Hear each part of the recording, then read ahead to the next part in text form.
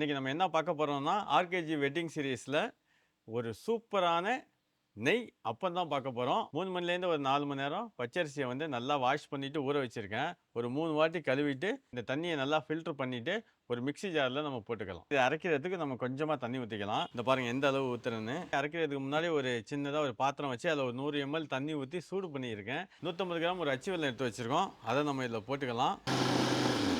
இந்த மாதிரி தான் நல்லா நைஸாக இருக்கணும். அரிசி மாவே தெரியக்கூடாது. வெல்லம் காய்ச்சிருந்தோம், நல்லா கரைஞ்சிருச்சு.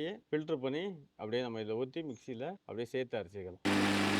இப்போ பார்த்தீங்கன்னா சூப்பராக அரைச்சிட்டோம். இந்த ஸ்டேஜ் கரெக்டான ஸ்டேஜ். அங்கே பாருங்கள் அப்படியே அல்வா மாதிரி ஊற்றுது பாருங்கள். ஏலக்காய் ஒரு சிட்டிக்கே போட்டுடலாம். தேங்காய் முடியை வந்து நல்லா கட் பண்ணி வச்சுருக்கேன்.